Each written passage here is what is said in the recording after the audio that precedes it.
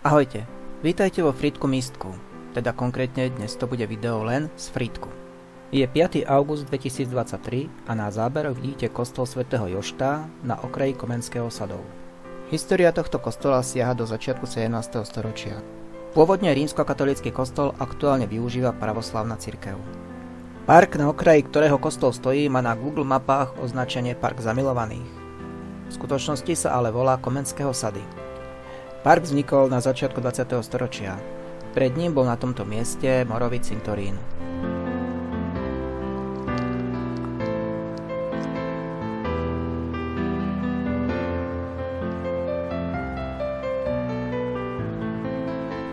A prečo sme navštívili Frýdek? Máme na to dva dôvody. Tým prvým je Frýdecký zámok, v ktorom prebieha výstava paperových modelov. Druhým dôvodom je farský kostol svätého Jana Krstiteľa, konkrétne veža tohto kostola, ktorá slúži ako vyhliadková.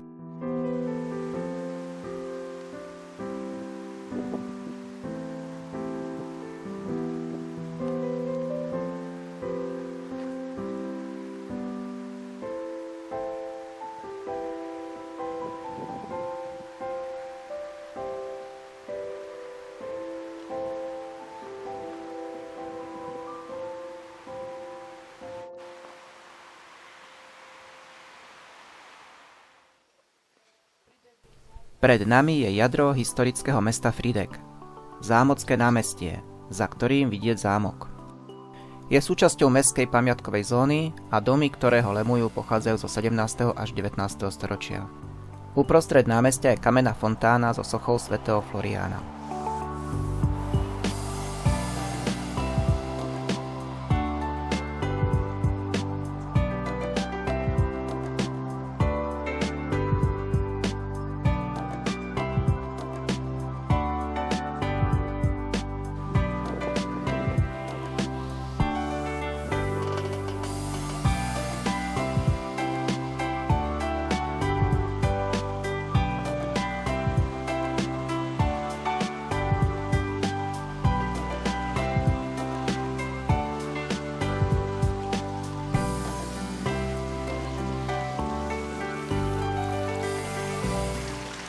Svätý Florián, patron hasičov.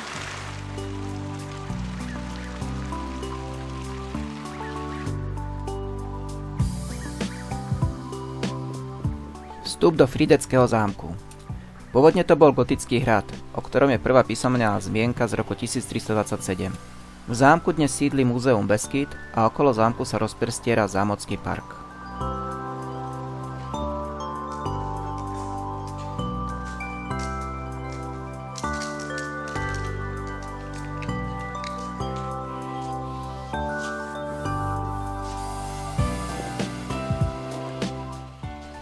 V zámku je niekoľko stálych expozícií, ale nás dnes zaujíma len časovo obmedzená výstava Papírový sviet.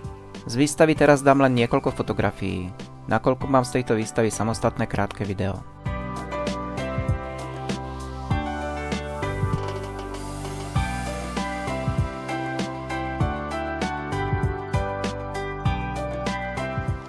Z výstavy pokračujeme do Zámockého parku.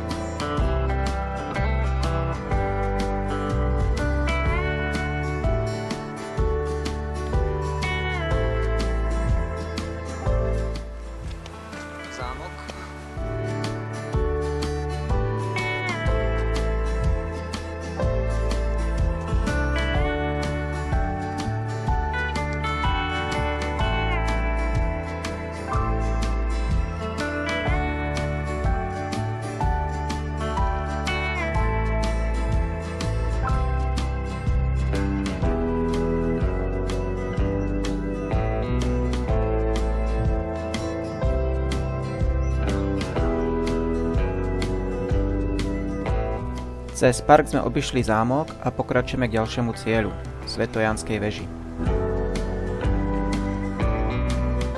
Veža je súčasťou kostola svätého Jana Krstiteľa. Je vysoká 72 metrov a od roku 2011 je prístupná verejnosti. Samotný kostol pochádza z prvej polovice 14. storočia. Veža je zo 17. storočia. Vo veži je muzeálna expozícia venovaná histórii kostola a slúži aj ako galéria. Na vyhliadku o veži vedie 211 schodov a je odtiaľ pekný výhľad na Frýdek Místek a panorámu Beskyd.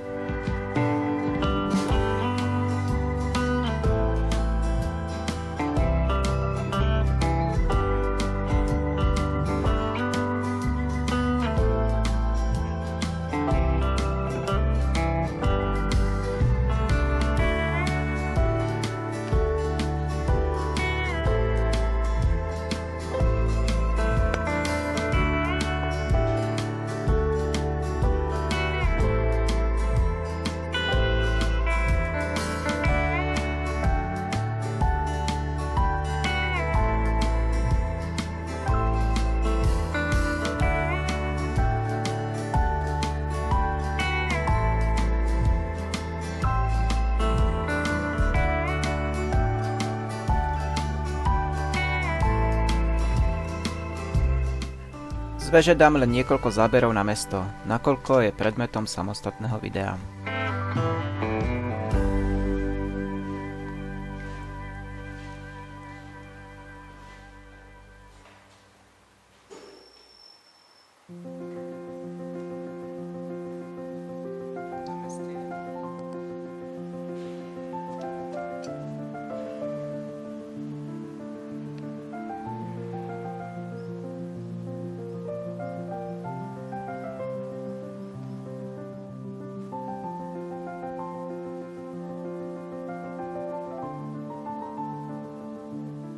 Z hora z veže sme si všimli ďalší pekný kostol.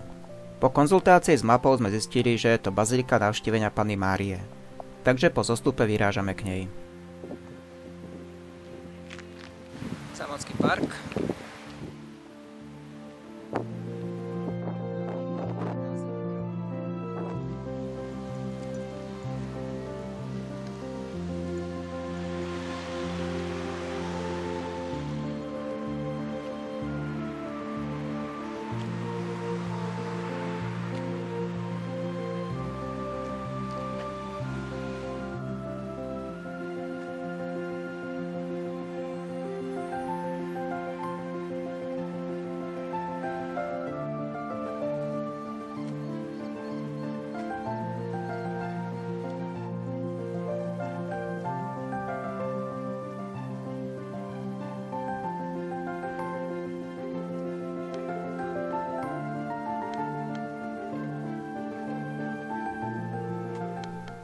Bazilika Navštívenia Panny Márie je rímskokatolícky pútny kostol, občas označovaný aj ako Slieske Lurdy. Pútnickým sa toto miesto stalo už v 17. storočí a v 18. storočí bola postavená dnešná bazilika. Aj keď štatút baziliky minor získal kostol až v roku 1999. Veže baziliky majú výšku 60 metrov a dokončené boli v roku 1777.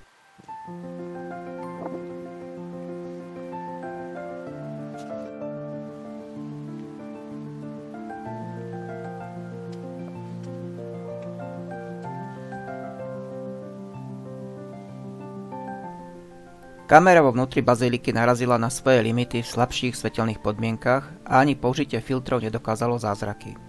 Ale zrkadlovka a mobily to zvládli lepšie, takže po tejto tmavšej časti nasleduje niekoľko fotografií interiéru.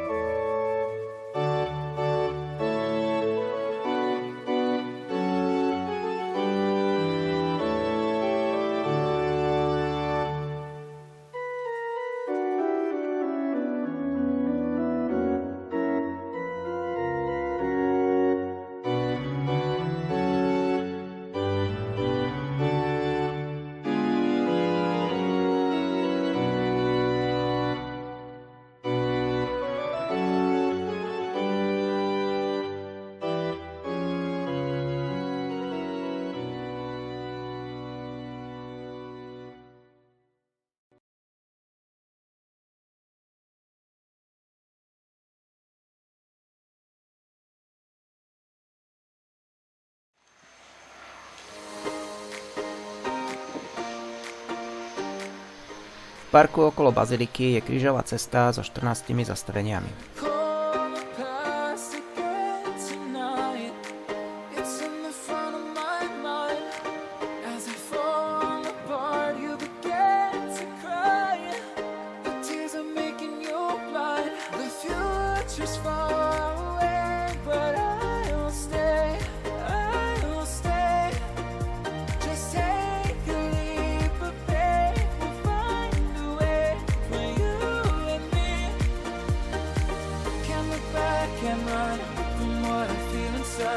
There's no more time to hide because I feel again, I feel again. Oh, now I feel again. We're bringing this back to life.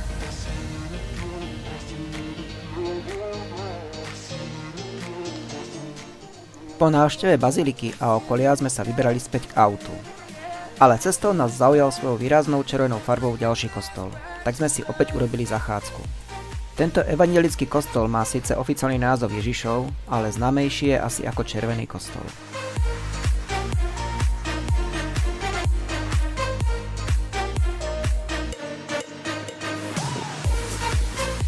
Tento kostol bol postavený na konci prvého desaťročia 20. storočia a pri našej návšteve bol zatvorený.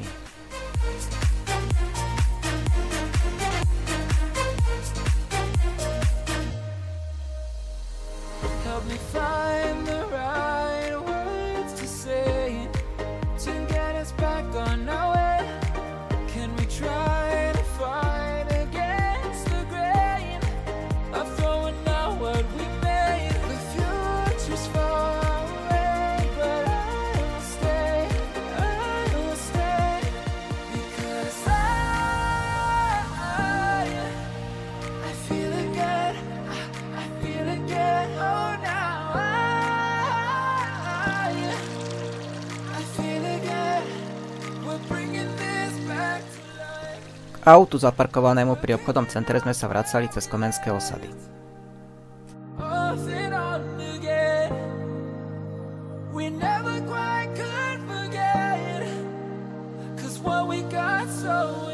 To by bolo asi z našej návštevy Frýdku, respektíve Frýdku místku všetko.